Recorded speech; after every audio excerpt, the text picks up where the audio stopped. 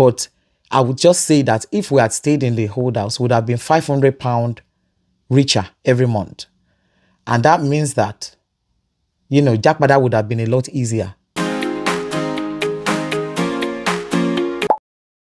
Hello, Japadians. Welcome back to Akomolafe Family Channel.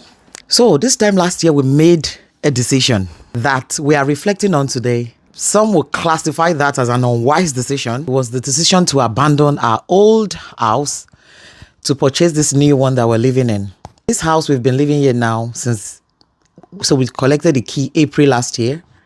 And this month is going to make it 1 year that we've been living here. Did we make a right decision? What actually made us abandon our old house to come to a new one? Both were mortgages. So by the way, it wasn't like we rented the previous one. As people who are into property would know that new houses come at a premium. Old houses are relatively slightly cheaper. On top of that, the interest that we even got with the old house was slightly better than what we got with the new one. So what led to that decision? Which, when we reflect on it now, should we have known that we'll be looking to relocate to Nigeria? We might not. I won't say we wouldn't have. I would say we might not have made that decision. We'll now tell the backstory. So we got this house, the old house. I will title it the old house. We got it 3 years ago now. I've done a video before that I talk about buying a house that needed a lot of work. So this other house too is the same, considering the condition of the property. So the property was a complete carcass.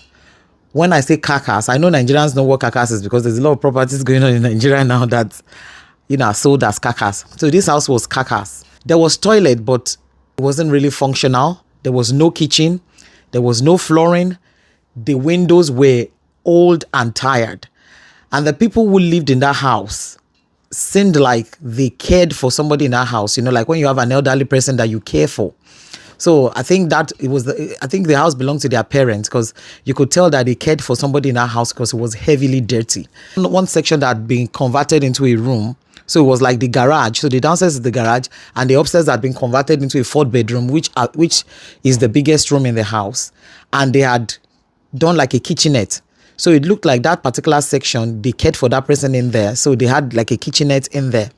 And all of that house, 4-bedroom house, as big as it was, only had 1 toilet and 1 shower it had. We felt that we paid too much for it at the time. Got to the stage where we needed the work to be done. So we started, sourcing people to do the job.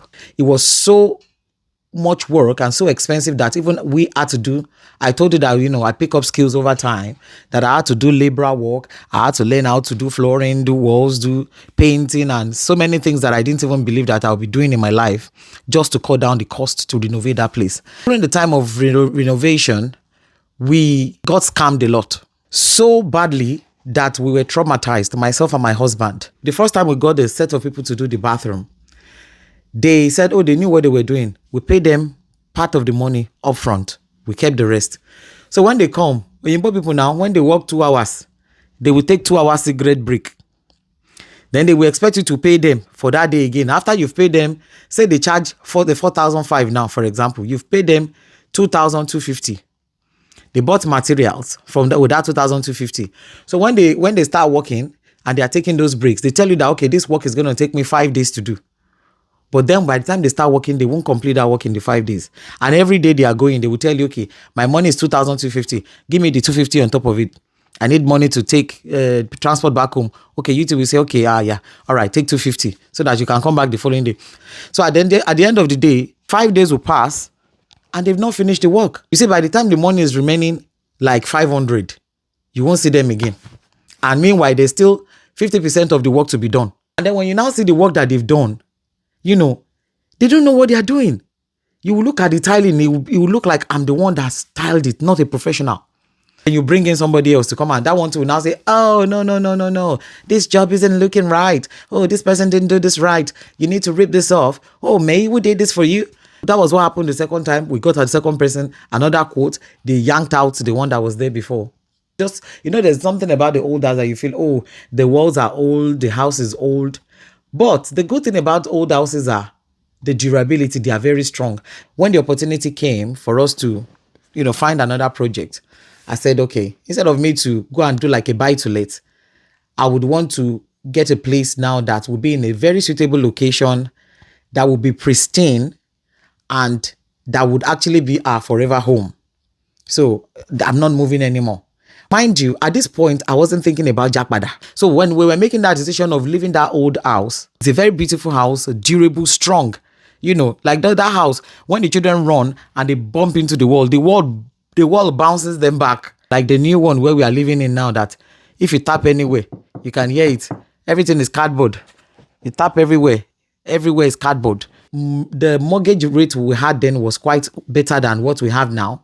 And the monthly repayment was, I would say, around, believe it or not, £500 cheaper than what we are paying now. And that's a massive difference. £500 cheaper than what we are paying here currently. When you have opportunity to make a decision, think about that decision very carefully. Think about the long-term effect of that decision before you make it. We didn't think about Japada at the time. We just felt, okay, we are going to move to a newer place. So this where we are now is very close to the station. My son's secondary school is just across the road. And I have another son who is going to secondary school. So most of my children are coming to this school. That was the reason why we came to this new house. For me, £500 a month, you multiply that by 12. That's 60,000. How much is that? 6,000. Oh, come on. 60,000.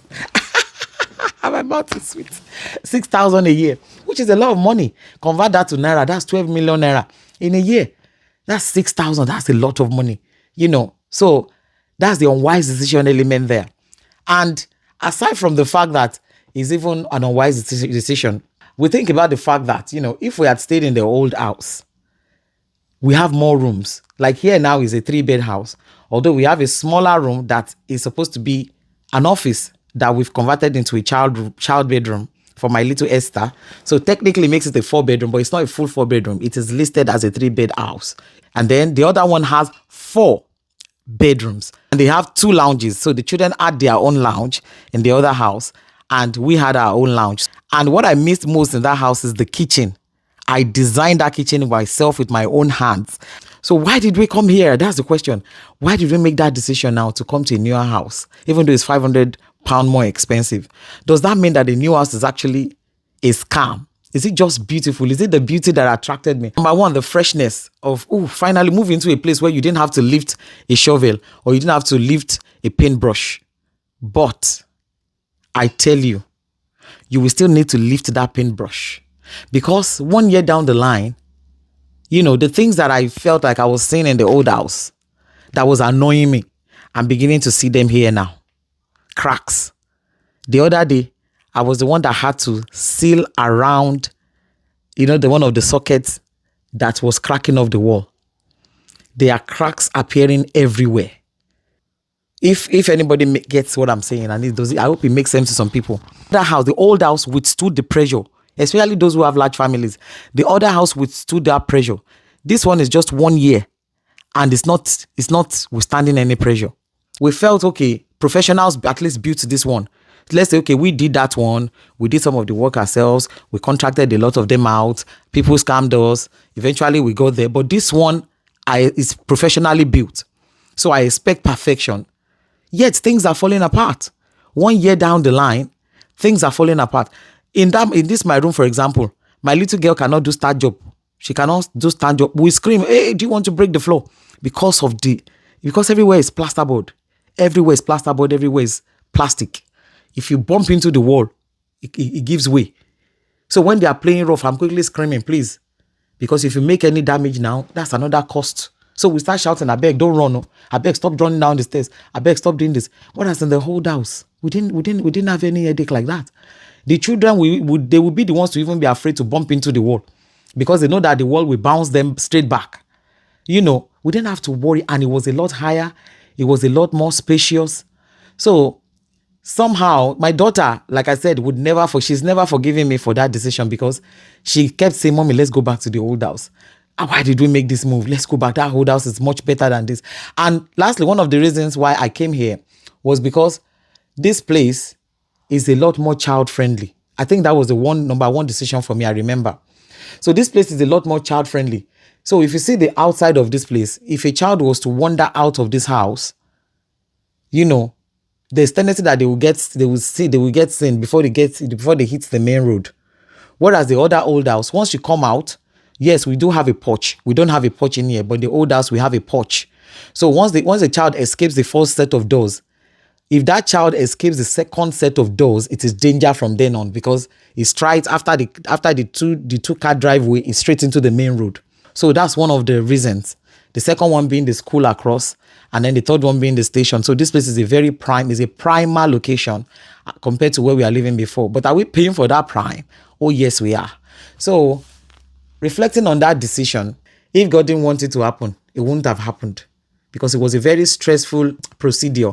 People who go on to mortgages, especially the new built ones, they know how much scrutiny, they know how so many criteria that you have to meet. But I would just say that if we had stayed in the old house, we would have been £500 richer every month. And that means that, Japada would have been a lot easier.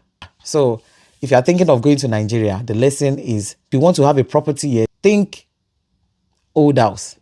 And if you want to be hands-on like us, you can look for a carcass, way cheaper to do, but then you have to have money. You have to have access to loan at least, or access to some funds to be able to do those properties. And I would not advise anybody to go and take a carcass project if you don't have a team of good workers that would transition that house into what you want, that would do the job and will not exploit you. Exploitation is a lot here too, a lot here. But if you have a good team, it's always the best. Start small. Buy a house that you know that some work can be done to it. Then you have that equity. And if you buy an old house, the tendency that you get it cheaper because it's an old house. Unlike the new built houses that are sold at premium. So thank you so much for watching this video, and I will catch you on the next one. Bye.